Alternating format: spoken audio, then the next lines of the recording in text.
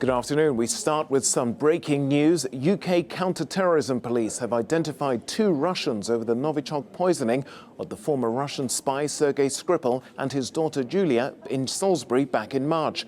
British authorities say they now have enough evidence to charge Alexander Petrov and Ruslan Boshirov with attempted murder and have issued arrest warrants.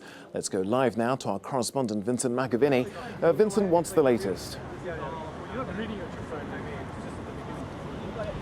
Good afternoon, Tokes. Well, a little bit earlier on this morning, we were taken into New Scotland Yard and all our phones and equipment was taken off as we were given this amazing briefing. And as you mentioned, 2 Russians were charged by the CPS after being handed a file of evidence by the Metropolitan Police. They're both 40 years old. They came into the UK via Gatwick Airport on passports with the aliases of Alexander Petrov and Ruslan Boshirov. They have issued the photos that were in those passports. Apparently they had visited the UK a number of times before, but wouldn't tell us how many times. Now, both of these men have been charged with the following offences: conspiracy to murder Sergei Skripal, attempted murder of Sergei Skripal, Yulia Skripal and Nick Bailey, who is the police officer who had to be hospitalised after being exposed to the powerful chemical agent.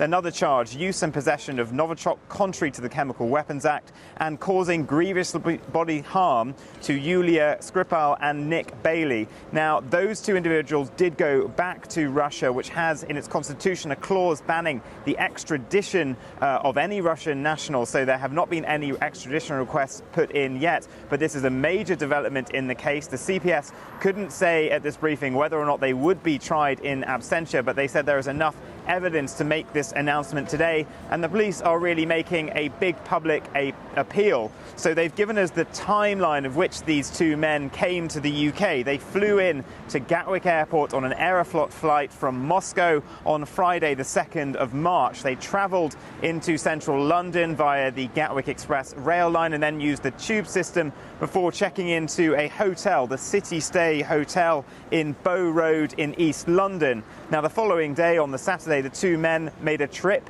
from Waterloo Station down to Salisbury, we think for reconnaissance. There is CCTV footage of them making all of these journeys because there's so much CCTV in London. They then came back from Salisbury that night before going back down on the Sunday, and it's believed carrying out this attack on the Skripals. Now, they then returned to London and then went to Heathrow Airport, where they flew back to Moscow that evening, as Yulia and Sergei Skripal were both in hospital suffering the effects of that nerve agent. Now, we have got details as well of the suspected weapon that was used. This was after Dawn Sturgis and Charlie Rowley some weeks later stumbled across it.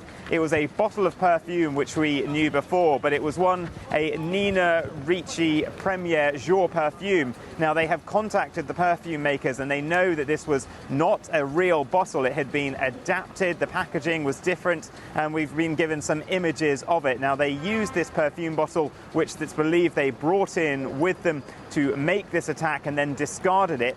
Charlie Rowley says that he apparently found it in a charity bin. He tried to reassemble it, got some of it on his skin. He then also gave it to his partner, Dawn Sturgis, who tragically died.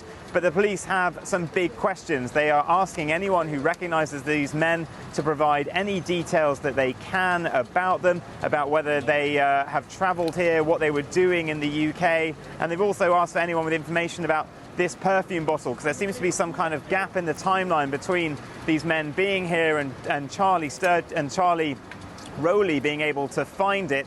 His recollection isn't clear where exactly he got it. He thinks from a charity bin, but there is a big gap of time here. So the police making major news today with these announcements on their investigation.